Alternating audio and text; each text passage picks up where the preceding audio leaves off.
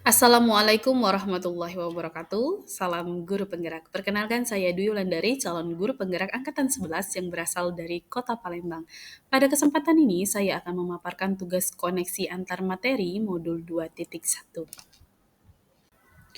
terkait pembelajaran berdiferensiasi. Pembelajaran yang berdiferensiasi adalah proses yang komprehensif dan fleksibel yang mencakup perencanaan, persiapan, dan penyampaian pengajaran untuk mengakomodasi keragaman kebutuhan belajar murid di dalam kelas. Selanjutnya, bagaimana cara untuk dapat melakukan pembelajaran berdiferensiasi di kelas?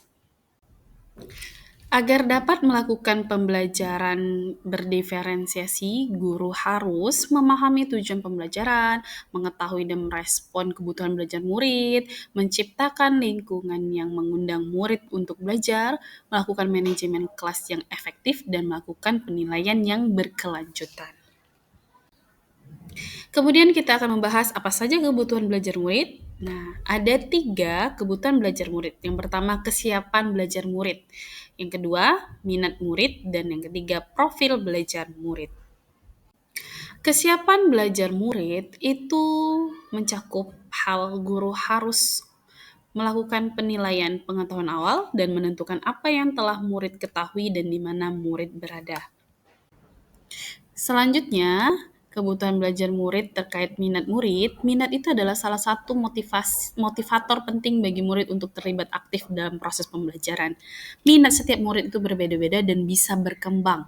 Nah, dengan pembelajaran diferensiasi yang memperhatikan minat murid, maka kita berharap murid yang mempunyai minat yang berbeda-beda itu bisa mengembangkannya karena terpenuhi dengan penerapan pembelajaran berdiferensiasi dan mereka pun akan terlibat secara aktif. Kenapa? Karena sudah termotivasi dengan minatnya yang sudah terpenuhi.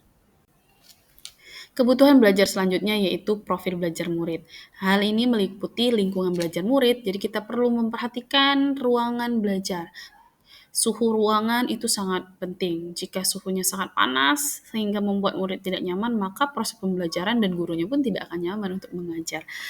Meskipun kita sudah mendesain pembelajaran dengan pembelajaran berdiferensiasi. Kemudian tingkat kebisingan. Ada siswa yang tidak suka dengan keramaian atau terlalu ribut. Ada juga siswa yang suka dengan keributan namun yang tidak terlalu ribut juga. Jadi hal ini perlu diperhatikan. Kemudian latar belakang budaya. Ada siswa yang santai karena dari rumah juga dia sudah santai, ada yang pendiam di dalam kelas meskipun kita menciptakan pembelajaran yang sangat aktif, dia tetap akan diam dengan caranya sendiri menyelesaikan masalah atau mengerjakan tugas. Kemudian ada juga siswa yang ekspresif. Dan kita perlu juga memperhatikan profil belajar murid berupa kecerdasan majemuk. Di antara kecerdasan majemuk itu seperti logika matematika. Ada siswa yang tidak cerdas di logika matematika, tapi dia bagus di visual. Nah, hal ini diharapkan dengan kita memperhatikan profil belajar murid, kecerdasannya pun bisa terbantu untuk dikembangkan atau ditambahkan. Dari dia hanya visual, dia bisa ke logic matematik.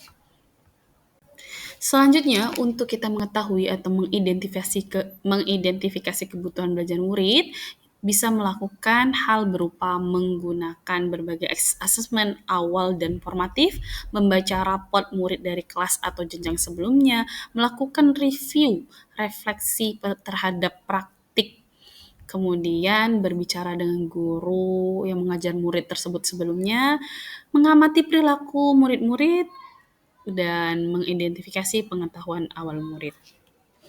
Setelah melakukan identifikasi, kita bisa menerapkan strategi untuk mendiferensiasikan pembelajaran, yaitu ada 3, diferensiasi konten, diferensiasi proses, dan diferensiasi produk. Nah, dari 3 ini bisa dilakukan semua, namun jika tidak sanggup, boleh hanya salah satu atau kita menggabungkan dari 2 diferensiasi. Pertama, kita akan membahas terkait diferensiasi konten, yaitu berkaitan dengan materi, konsep, keterampilan yang diajarkan berdasarkan kurikulum. Selanjutnya, diferensiasi proses ini berkaitan dengan kegiatan yang memungkinkan murid berlatih dan memahami atau memaknai konten dengan cara membedakan proses yang harus dijalani oleh murid. Jadi, proses yang dijalani murid itu tidak harus sama. Dia bisa menjalani proses yang berbeda-beda sesuai dengan kesiapan belajar, minatnya, atau profil belajar mereka.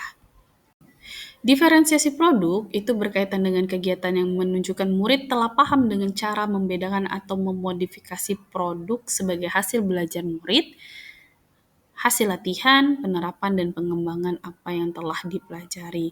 Jadi produk yang dihasilkan oleh murid itu tidak harus sama, tidak harus seragam, sesuai dengan minat mereka dan dengan profil belajar mereka. Selanjutnya, apa sih keterkaitan antar modul dari modul 1.1 Filosofi Ki Hajar Dewantara, modul 1.2 Nilai dan Peran Guru Penggerak, modul 1.3 Visi Guru Penggerak, dan modul 1.4 Budaya Positif dengan modul 2.1 terkait pembelajaran berdiferensiasi. Mari kita simak. Yang pertama, keterkaitan filosofi Ki Hajar Dewantara dengan pembelajaran berdiferensiasi yaitu untuk dapat melakukan pembelajaran yang berdiferensiasi, maka guru harus berusaha memenuhi kebutuhan belajar murid berupa percaya bahwa setiap anak memiliki potensi unik yang harus dihargai dan dikembangkan sesuai dengan bakat dan minatnya. Kemudian, nilai dan peran guru penggerak yang berkaitan dengan pembelajaran diferensiasi yaitu dengan memiliki nilai dan peran sebagai guru penggerak berupa berpihak pada murid, inovatif, mandiri, efektif, dan kolaboratif, maka hal ini akan membantu guru dalam mewujudkan pembelajaran berdiferensiasi dengan optimal. Dengan yang ketiga, modul 1.3 yaitu visi guru penggerak yang berkaitan dengan pembelajaran diferensiasi, yaitu dengan menerapkan pembelajaran berdiferensiasi maka dapat menjadi salah satu cara untuk mewujudkan visi dari guru penggerak berupa berpihak pada murid dengan karakter profil pelajar Pancasila. Selanjutnya, keterkaitan pembelajaran diferensiasi dengan budaya positif yang ada di modul 1.4 yaitu dengan terciptanya budaya positif di lingkungan sekolah seperti murid merasa nyaman, aman, dihargai, saling mendukung, serta nilai-nilai positif lainnya yang tumbuh atau berkembang, maka hal ini dapat mendukung pembelajaran berdiferensiasi dengan berjalan dengan baik dan optimal. Demikianlah Bapak Ibu pemaparan terkait koneksi antar materi modul 2.1 tentang pembelajaran diferensiasi. Terima kasih dan salam guru penggerak.